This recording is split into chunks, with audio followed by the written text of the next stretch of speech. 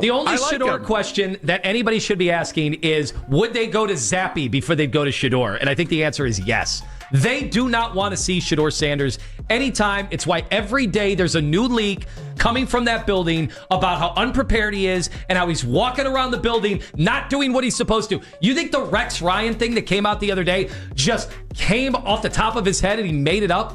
No, that's what everybody has been hearing. Daryl Ryder sat in your seat yesterday, said the exact same thing. Shedeur Sanders, you guys can make it the focal point of the YouTube chat, and we appreciate all of you guys for tuning in real time. The numbers are off the charts. But YouTube, the fact that you guys are investing so much time in a guy that was the fourth string quarterback before they traded away the guy they really wanted to be the starting quarterback should tell you all you need to know. Your dude fell for a reason. There is a reason that you guys thought he was top 5 and the rest of the league thought he didn't belong in the NFL. You guys... Everyone keeps saying the same thing around the NFL. Be patient with young quarterbacks. Development takes time, context matters, situations aren't equal. But the moment Shedeur Sanders enters the conversation, that patience disappears. Suddenly it's panic. Suddenly it's labels. Suddenly it's final judgments after limited snaps. And that contradiction is exactly why Browns fans snapped this week. Because this wasn't just criticism, it felt like a decision had already been made behind the scenes and the analysis was catching up to it. What made it worse wasn't just what was said, but how it was said.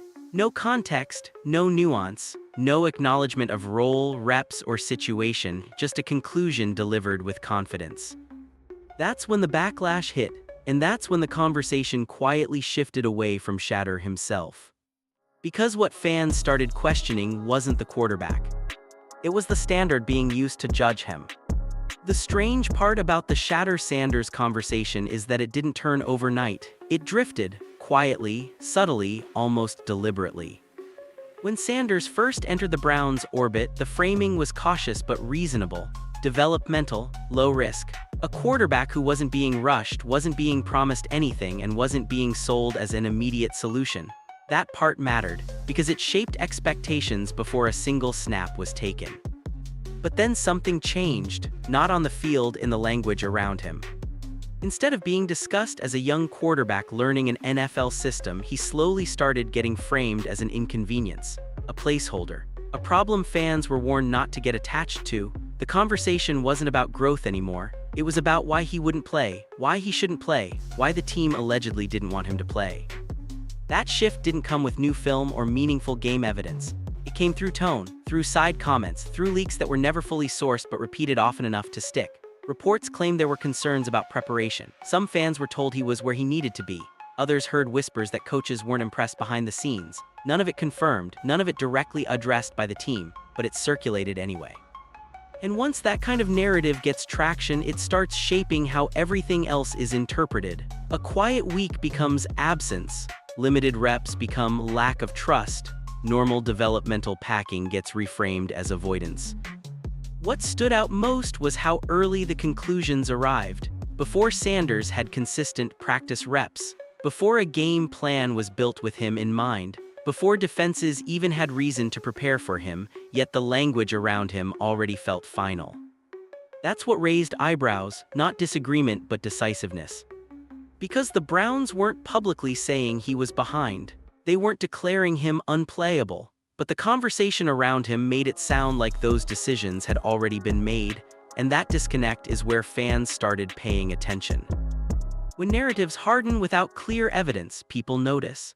Especially in a city that's seen quarterback stories rewritten mid-season more times than it can count. Good enough to stand pat. Then why do you think it's crazy to survey the landscape around the NFL? Because you're telling me to give up money in a guy that the only argument you're giving me is if he plays any bit like the 6 games he started over 4 years. If 32 teams felt like you would, or 31, then nobody would pick up Malik Willis. So who picks him up? Who gets him? 31 other teams. Who goes after him? 31 other teams are having a deeper conversation other than, you got to give me something to sell me on Malik Willis, Anthony. You have to give me an argument. I've watched him play in games that matter, and he's been pretty good. When did you watch him play in games that matter? This year, he came in for Jordan Love this year against the Bears and played pretty damn well. He started one game for Jordan Love. And he came in relief in another game. He started one game, and he came in relief. Great. So he came in a game. So nobody should pick up Malik Willis, judging by your scouting. That's not what I'm saying. So then who does? That's not not You're what I'm not saying. making any sense. But your argument sucks. So That's the point I'm making. So how do the Browns get better quarterbacks? So, hey, Malik What Willis. is Ken Carman's argument?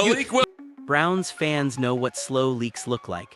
They know what it sounds like when expectations are quietly lowered before accountability shifts elsewhere. And that's when the unease set in, because this didn't feel like evaluation anymore, it felt like positioning. And that's where the tension really began. That underlying tension finally boiled over when the conversation stopped being subtle. What had been hinted at for weeks suddenly got said out loud, and that's when everything changed. When a prominent Browns media voice publicly labeled Shedeur Sanders in extreme terms, it wasn't just criticism. It was finality, a judgment delivered as if the evaluation was already complete despite the lack of a real sample size. That's what caught people off guard, not the opinion itself, but how absolute it sounded. Fans weren't reacting because someone questioned Sanders' ceiling. That happens with every young quarterback. They reacted because the take skipped the middle. No build-up, no breakdown, no acknowledgement of context, just a conclusion dropped with confidence. That's where the disconnect became impossible to ignore. Sanders hadn't been given consistent starts. He hadn't been placed in a rhythm-based offense. He hadn't been protected by stable play calling or clean pockets. Yet the commentary treated him like a finished product, evaluated, labeled, and dismissed. What made it worse was what wasn't mentioned. No discussion of protection breakdowns, no acknowledgement of conservative play design, no explanation of why his snaps came in short-notice situations, often against defenses that weren't even preparing for him specifically. Those details matter, especially at quarterback. Ignoring them doesn't simplify analysis, it removes it entirely. And fans noticed immediately, because this wasn't framed as frustration or debate, it was framed as certainty. And certainty without evidence doesn't land as confidence, it lands as bias. The reaction was swift. Social media lit up. Call-in segments shifted tone. The pushback wasn't emotional defense, it was demand for explanation. Fans weren't asking for hype, they were asking for logic. That's where the criticism turned inward, because once the take was challenged, the confidence behind it started to crack. There were hesitations, walkbacks, clarifications mid-thought, and that only made things worse. If you believe in a conclusion, you defend it cleanly, you don't retreat before finishing the sentence. That moment mattered because it exposed the difference between reacting and evaluating, between venting and analyzing, and Browns fans have seen that difference enough times to recognize it instantly. This wasn't about protecting a quarterback from criticism. It was about demanding the same standard applied everywhere else in the league. If context matters for some players, it has to matter for all of them. And once that line was crossed, the conversation stopped being about Shedeur Sanders alone. It became about credibility. The reaction didn't fade after a day, it grew. And the reason it grew is because this wasn't just one comment, it tapped into something Browns fans had been feeling for a long time. The pushback wasn't blind loyalty to a quarterback, it was frustration with how the conversation keeps getting framed. Fans weren't saying Shedeur Sanders is untouchable. They were saying the evaluation didn't match the tone. Disagreeing is fine, declaring finality without context is not. Across social media, the same point kept surfacing. If Sanders is being judged on limited snaps, short notice appearances, and conservative game plans, then that same standard should apply everywhere else. But it doesn't, and fans know it. That's where the media split became obvious. On one side, there were voices leaning into emotion, reacting to frustration, projecting outcomes, and turning uncertainty into certainty. On the other side, there were analysts slowing the conversation down, asking uncomfortable questions about usage, reps, and timing instead of rushing to conclusions. The difference wasn't optimism versus pessimism, it was process versus reaction. What frustrated fans most was the feeling that the narrative had already been decided and everything afterward was just justification. Once that happens, every incomplete pass becomes proof, every quiet week becomes concern, every limited rep becomes confirmation. And that pattern felt familiar. Browns fans have seen it before. A player gets framed as the problem early, and suddenly the conversation stops being about development and starts being about replacement. That's why the backlash didn't die down, it sharpened. Fans weren't attacking opinions, they were challenging standards. Why does patience get preached for some quarterbacks but treated like weakness when it comes to others? Why is wait and see reasonable league-wide but unacceptable here? Those questions kept circulating because no one was answering them directly, and when media voices dodge instead of explain, fans notice. Silence doesn't calm controversy, it feeds it. What made this moment different was how unified the response felt. This wasn't a split fan base arguing with itself. It was fans pushing back against coverage they felt wasn't honest about uncertainty. They weren't asking for guarantees, they were asking for fairness. And that demand forced the conversation into a new lane, because once credibility becomes part of the debate, the focus shifts. It's no longer about whether Shedeur Sanders is the answer. It's about whether the people evaluating him are asking the right questions. That shift in focus is what opened the door for a different kind of voice to stand out. Not louder, not angrier, just steadier. While some reactions leaned into certainty, others started breaking down the situation the way quarterbacks are actually evaluated inside NFL buildings. That contrast changed the tone of the conversation almost immediately, because instead of debating conclusions, it forced people to examine process. One approach centered on context. When did Sanders play? What was he asked to do? How prepared were defenses for him? Those questions aren't excuses, they're evaluation. And they matter more than raw outcomes, especially for a quarterback stepping into uneven situations. Sanders wasn't operating in a rhythm offense built around his strengths. His appearances came in short windows, often with limited preparation and rarely with a playbook fully opened. That matters. Quarterbacks don't develop in isolation. Timing, protection, and play design all shape performance. Ignoring that doesn't make an opinion stronger, it makes it incomplete. This is where the gap between reaction and analysis became obvious. Reaction focuses on results alone. Analysis asks why those results happened. And when those two approaches collide, the one without answers starts to unravel. The conversation also shifted because this approach didn't oversell anything. There was no promise that Sanders would become a franchise quarterback, no guarantee that patience would pay off, just a reminder that incomplete evaluations lead to inaccurate conclusions. That distinction resonated with fans because it felt honest. It acknowledged uncertainty instead of pretending it didn't exist. And in a league where quarterback development is rarely linear, that honesty matters. What stood out most was how calm the breakdown was. No shock value, no emotional spikes, just situational football, limited reps, conservative calls, protection that didn't always hold. That's not hype, that's context. And once that context entered the conversation, the earlier conclusions started to feel rushed. Because if evaluation is supposed to be about projection and development, skipping steps defeats the purpose. That's when another problem surfaced, because if context matters here, why doesn't it always matter? Why do some quarterbacks get years of explanation while others get weeks of judgment? That question lingered, and it led directly into the most uncomfortable comparison of all.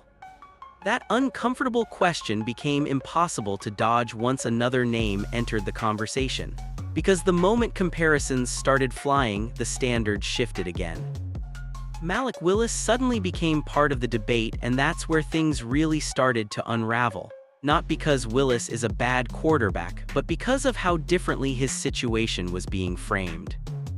Willis has been in the league for years. He's had multiple offseasons, multiple systems, multiple chances to show growth. His role has been clear, his expectations defined, and his evaluation ongoing. Yet when he stepped in for short stretches and looked serviceable, those moments were treated as meaningful proof of value. That's where fans paused. Because when Shedeur Sanders stepped into limited snaps, often without rhythm, preparation, or protection, those same conditions were used against him.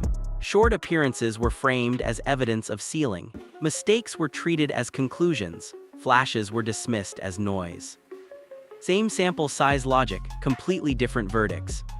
The roster context made the contrast even sharper. Willis operated behind a more stable offensive structure with clearer roles and protection that allowed him to survive snaps. Sanders didn't get that luxury. His appearances came in reactive situations, not designed opportunities. That difference matters. Pretending it doesn't turns evaluation into cherry-picking. This is where the argument started collapsing under its own weight. On one hand, fans were told teams don't believe in developmental quarterbacks. On the other, they were told teams are quietly interested based on minimal flashes. Both ideas can't be true at the same time. And that inconsistency didn't go unnoticed, because once standards start moving, credibility starts slipping. The frustration wasn't about preferring one quarterback over another. It was about logic. Why does one player get patience framed as wisdom while another gets patience framed as desperation? Why does one set of limited reps become promise while another becomes proof of failure? Those aren't emotional questions, they're evaluative ones. What made this moment pivotal is that it forced the conversation out of opinion territory and into structure, how teams actually think, how risk is managed, how upside is weighed against cost. Late-round quarterbacks are not supposed to be finished products. They're projections, low-risk bets, developmental assets. Judging them like franchise saviors defeats the purpose. And once that reality entered the debate, it reframed everything. This wasn't about defending Shedeur Sanders. It was about pointing out a system that rewards familiarity over upside, comfort over growth. That realization changed the tone again. Because if the Browns are serious about improving, they can't keep applying different rules to similar situations. And that led directly into the bigger issue no one wanted to address. Once money entered the conversation, the logic gap became even harder to ignore. Because quarterback evaluation in the NFL isn't just about talent, it's about cost, timing, and flexibility. And that's where the argument against patience completely breaks down. Late-round or low-cost quarterbacks exist for a reason. They aren't meant to arrive as finished products. They're meant to be explored, tested, evaluated without crippling a roster. If they hit, the payoff is massive. If they don't, the team moves on without long-term damage. That's not reckless, that's basic risk management. Yet somehow, that reality got flipped. Instead of being seen as a controlled investment, giving Sanders time was framed as desperation. That framing makes no sense when you look at how the league actually operates. The most aggressive teams are often the most patient early because patience preserves options. This is where the contradiction became glaring. The same voices warning against panic at quarterback were demanding immediate certainty, but you can't have both. You don't get long-term clarity from short-term impatience. That's not how development works. Money amplifies this mistake. Locking yourself into expensive veterans based on familiarity feels safer, but it's often the riskiest move you can make. You already know the ceiling, you already know the limitations, and once the contract is signed, flexibility disappears. That's why teams keep taking calculated shots on younger quarterbacks, not because they're guaranteed, but because the upside is still real and the cost is manageable. Sanders fits that category, not as a promise, as an opportunity. What frustrated fans was how that context was ignored. Instead of discussing value and risk, the conversation centered on fear. Fear of being wrong, fear of wasting time, fear of uncertainty. But uncertainty is unavoidable at quarterback. Pretending otherwise doesn't reduce risk, it just delays progress. The league doesn't reward teams that avoid decisions. It rewards teams that time them correctly. That means exploring upside before it becomes obvious. Waiting until certainty arrives usually means you're already too late or too expensive. Once that framework is applied, the criticism starts to sound hollow. Because calling patience reckless while pushing expensive certainty is backward thinking. It protects comfort, not improvement. And that's why this debate stopped being about one player. It exposed a mindset, one that confuses caution with wisdom and fear with foresight. Which brings the conversation to an uncomfortable truth Cleveland has been wrestling with for years. That uncomfortable truth has followed the Browns for far longer than this debate. Because the Shedeur Sanders conversation didn't appear in a vacuum, it fits a pattern Cleveland fans know all too well. When uncertainty shows up at quarterback, the response is rarely patience. It's urgency, replacement, reset, and when those moves fail, the blame shifts again, usually away from structure and toward the most visible variable. That cycle has played out for years. New quarterbacks enter unstable situations. Expectations shift midstream, narratives harden early, and by the time evaluation should begin, conclusions have already been reached. development never gets a real runway because impatience keeps cutting it short. That's why this moment felt different to fans, not because Sanders is special, but because the script was familiar. The same language, the same rush to label, the same demand for certainty in an environment that rarely provides it. What makes this more frustrating is that the Browns' issues haven't been isolated to quarterback talent. Coaching turnover, scheme changes, inconsistent protection, roster imbalance. Those factors don't disappear just because a new name enters the huddle, yet they're often ignored once the spotlight finds a quarterback. Media narratives play a role here. It's easier to attach failure to a player than to a process, easier to debate talent than to dissect infrastructure, and over time that framing becomes default.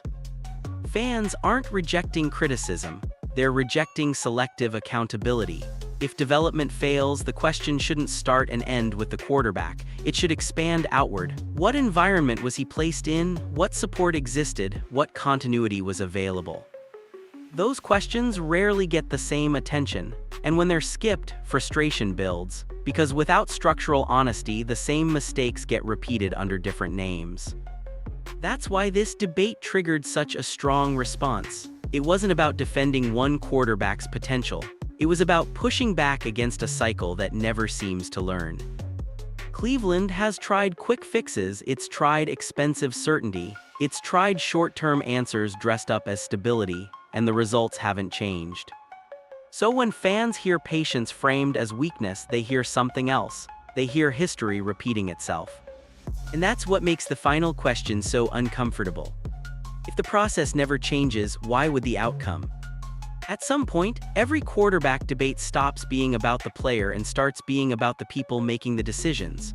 That's where this conversation ultimately lands. Not on Shedeur Sanders' arm strength, footwork, or ceiling, but on how quickly certainty is demanded in a league built on uncertainty.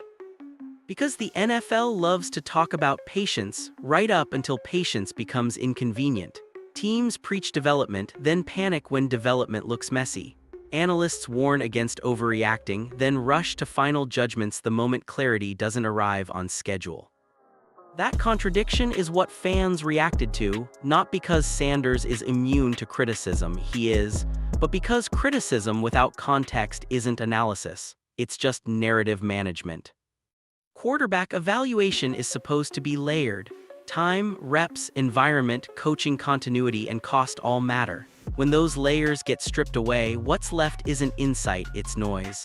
And noise has driven far too many decisions in Cleveland already.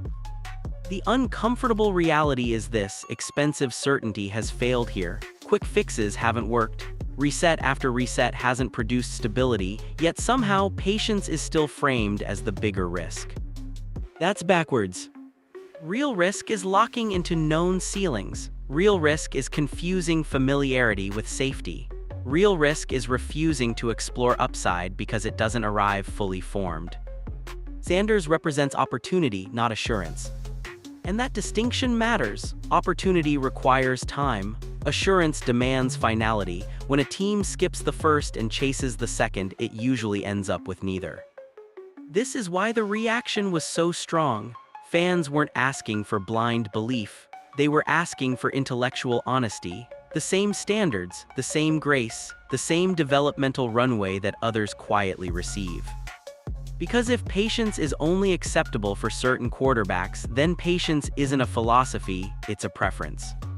And Cleveland has lived with the consequences of preference-driven decisions for years. Different names, same outcomes, same debates recycled under new headlines. So the question now is whether Shedeur Sanders will succeed. That answer doesn't exist yet. The real question is simpler and more uncomfortable. Has Cleveland actually learned how to evaluate quarterbacks? Or are they still rushing toward conclusions because uncertainty makes them nervous? Because until that changes, it won't matter who's under center.